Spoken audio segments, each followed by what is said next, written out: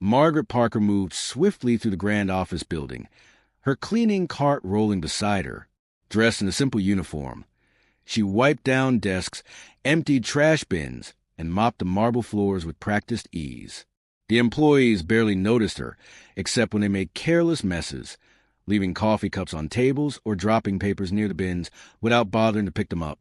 "Hey, you miss a spot," a young intern named Chase sneered, tossing a crumpled napkin on the floor right after Margaret had mopped. A few of his colleagues chuckled, shaking their heads. Margaret bent down, picked up the napkin, and threw it away without a word. She had seen their type before, young, arrogant, dismissive. They looked at her and saw nothing more than a cleaning lady. In the break room, a group of junior executives gossiped. "Can you imagine spending your whole life cleaning up after other people?" One of them scoffed. "I heard she barely speaks up," another added. "Probably doesn't even have an education." Their laughter echoed to the hallways as Margaret continued her work, undisturbed by their words. She had dealt with this kind of behavior for years, and it never surprised her. What they didn't know was that Margaret Parker wasn't just a cleaning lady. She owned Parker and Company, the very company they worked for. Many years ago, Margaret had started as a janitor in a corporate firm, working nights to support herself while studying business management during the day. She worked tirelessly, saving every penny until she could open her own cleaning services company. With determination and intelligence, she grew her small business into one of the most successful cleaning service providers in the city. When an opportunity arose to acquire a struggling corporate cleaning firm, she purchased it outright. That firm happened to be the one contracted to service this very building. One morning, the employees received an email announcing that the company CEO would be visiting for a quarterly review. Everyone scrambled to prepare, ensuring their departments were running smoothly. The arrogant employees who once mocked Margaret were now dressed in their finest suits, eagerly awaiting the arrival of the CEO. When the conference room doors opened, Margaret Parker stepped inside, wearing a sleek navy blue suit and a pair of elegant heels. The entire room fell silent. The young intern, Chase, turned pale. The junior executives who had laughed at her in the break room suddenly found themselves avoiding eye contact. "Good morning, everyone," Margaret said, her voice calm but commanding. She walked to the head of the table and took her seat. A senior executive stood up awkwardly. Miss Parker, it's an honor to have you here," he stammered. Margaret's lips curled into a small smile. "Thank you," she replied. "I've been here all along." The meeting proceeded, but the employees who had once scorned her could barely focus.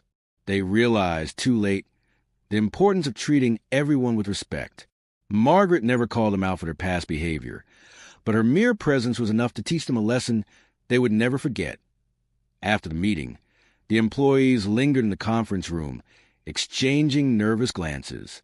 The realization that the woman they had mocked was, in fact, their boss weighed heavily on them.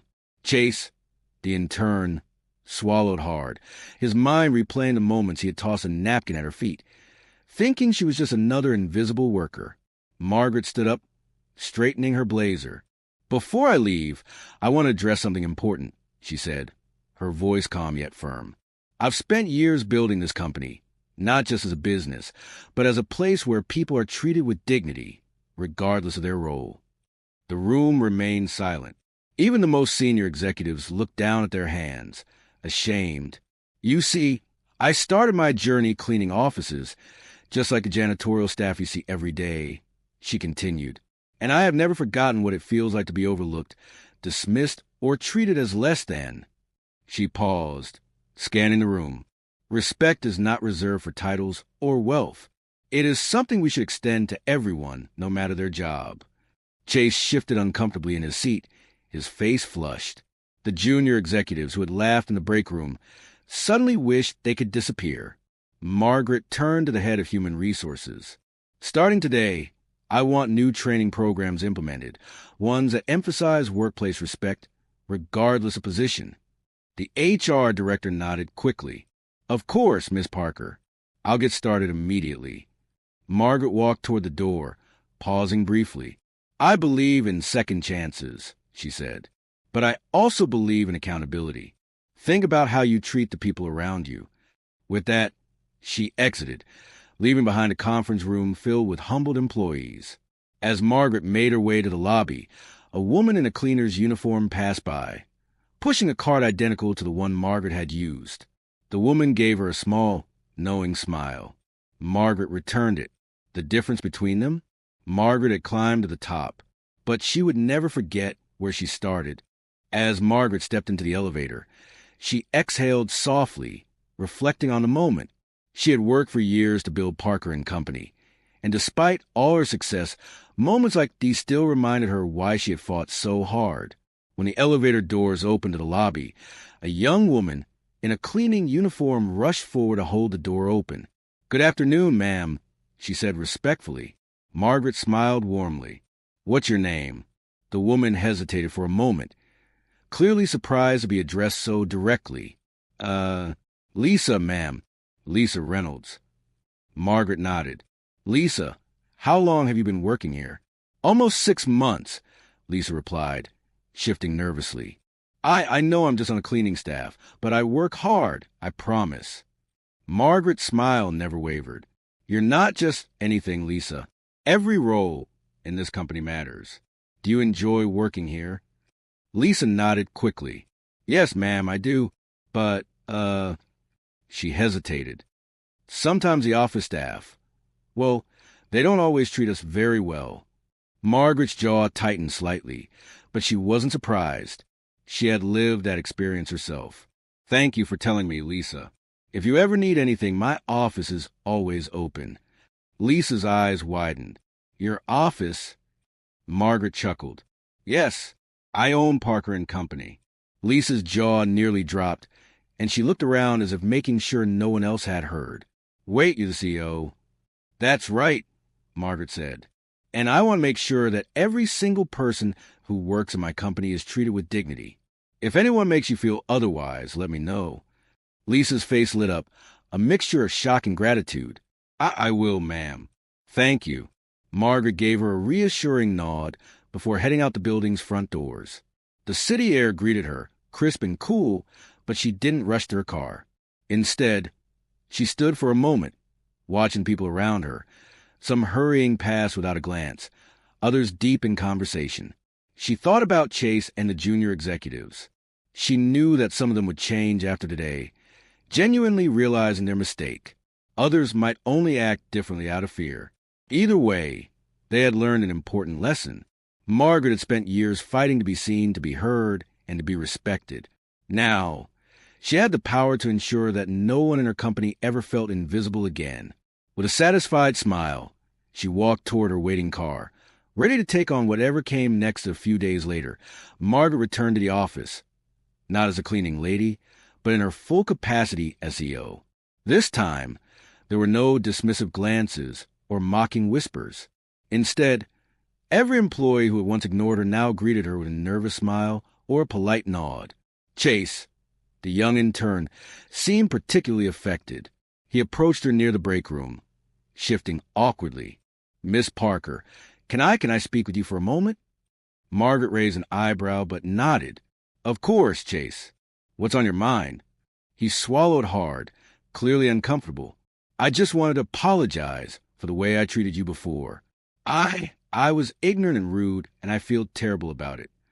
Margaret studied him for a moment. He was young, still learning, still growing. She had once been in his shoes, making mistakes and learning from them.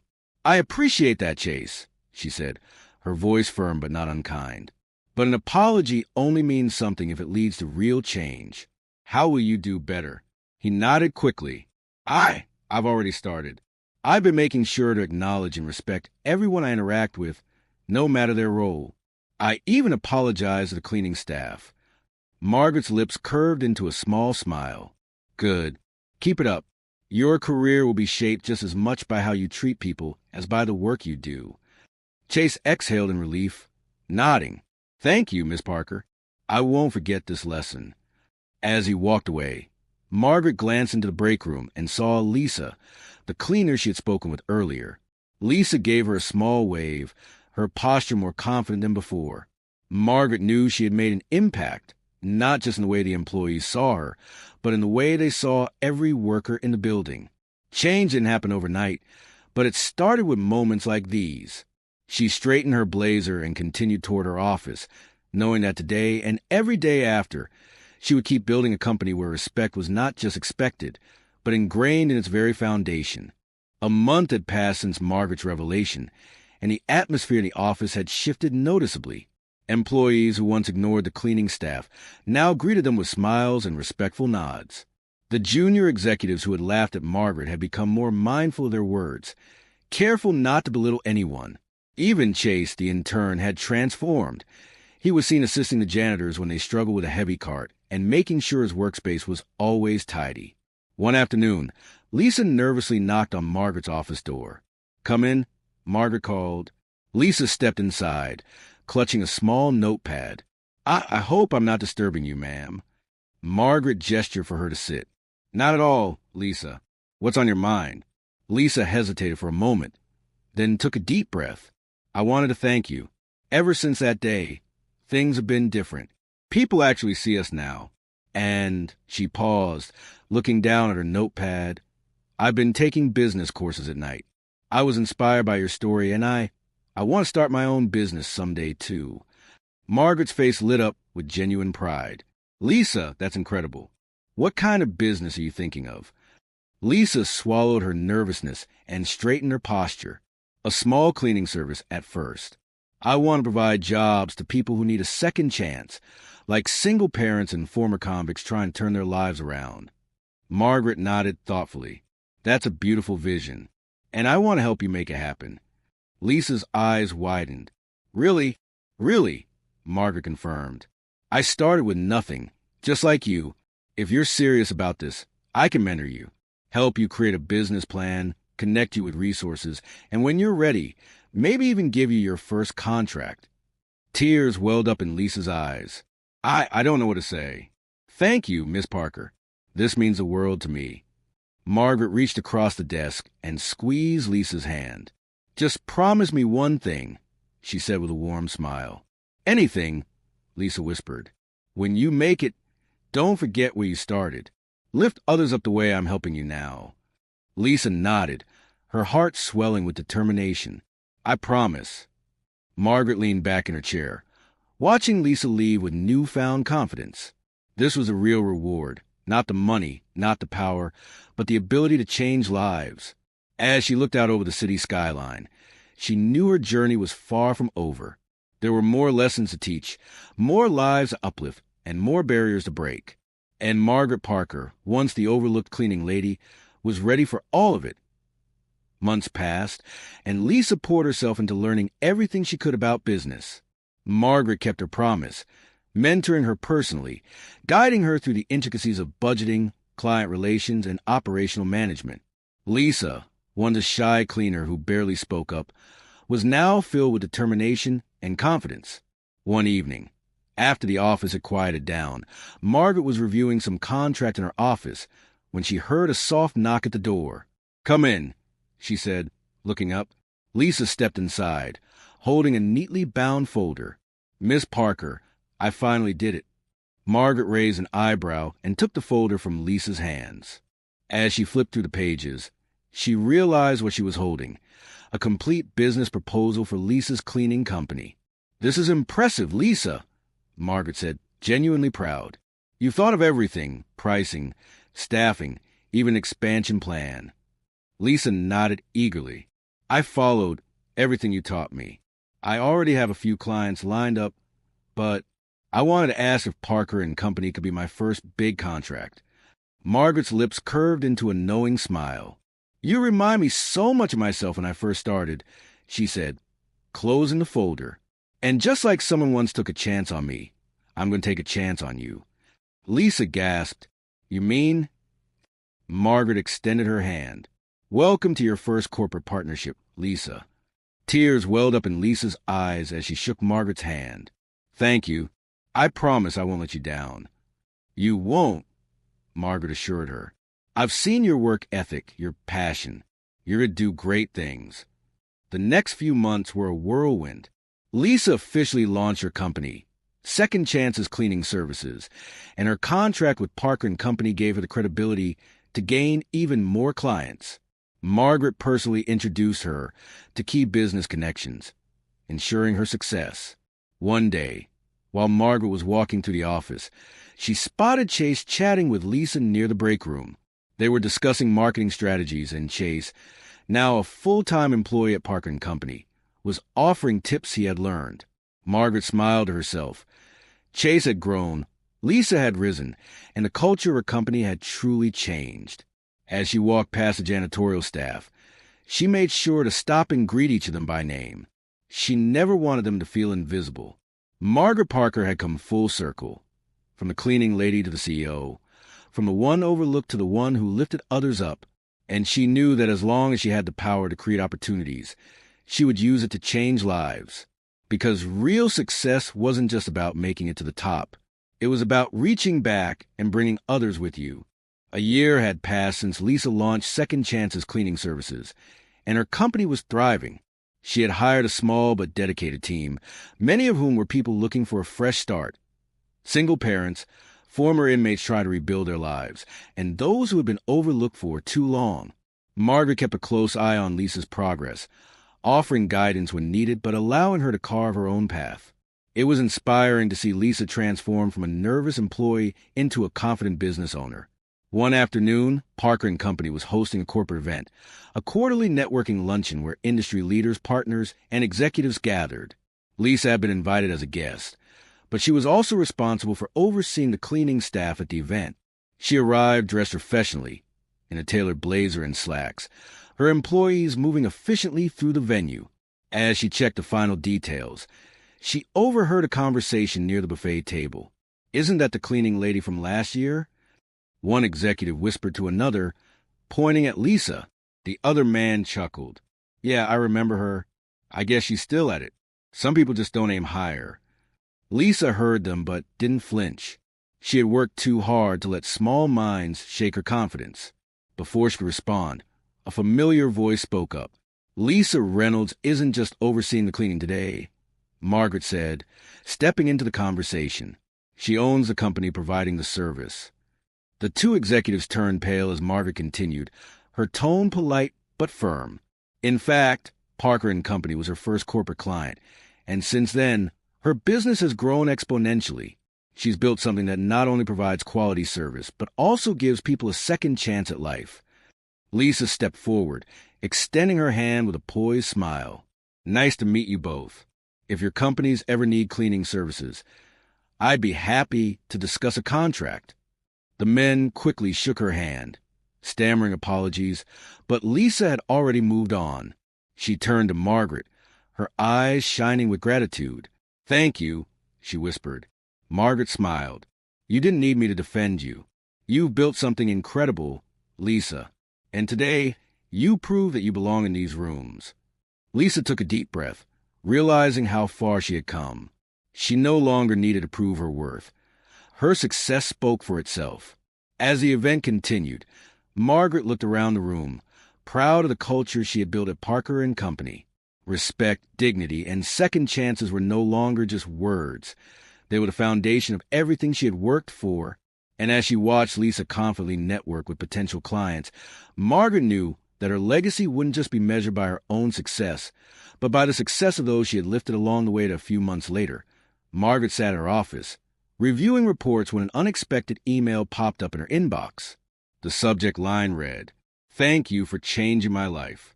Curious, she clicked it open. "Dear Miss Parker, I don't know if you remember me, but my name is David Cole. A year ago, I was one of the people Lisa hired at Second Chances Cleaning Services. Before that, I was struggling to find work because of my past mistakes. No one would give me a chance. Lisa took a risk on me when no one else would. She told me about your story, about how you believed in lifting others up. She gave me not just a job, but a purpose. And because of that, my life has completely changed. I worked hard, saved up, and just last week, I was able to move my family into our first real home. My son finally has his own room. My wife doesn't have to worry every night about how we'll get by. I wanted you to know that the culture you built, the way you helped Lisa, the way you inspired her to help people like me, has created a ripple effect. Because of you, My son has a future I never thought possible. From the bottom of my heart, thank you. Best regards. David Cole. Margaret stared at the screen, emotions swelling in her chest. This was why she had fought so hard, why she had refused to let society define her worth. Success was never just about wealth or status. It was about the lives you touched, the paths you cleared for others. Just then, a soft knock interrupted her thoughts. Lisa stepped into the office, a knowing smile on her face. You read it, didn't you? Margaret chuckled, blinking away the warmth in her eyes. You knew about this? Lisa nodded. David told me he wanted to reach out to you. He thought you should know. Margaret exhaled, shaking her head with admiration. You're building something special, Lisa. I learned from the best, Lisa said. Margaret closed her laptop and stood. Let's go for a walk, she said. Together, they stepped out of the office, past rows of employees who no longer saw Margaret as invisible, past cleaning staff who were now greeted with respect, and past young interns who, like Chase, had learned the power of humility. As they walked through the bustling company she had built, Margaret knew one thing for certain. She had changed lives, and she wasn't done yet, because the best leaders weren't just the ones who reached the top. They were the ones who made sure others could climb, too.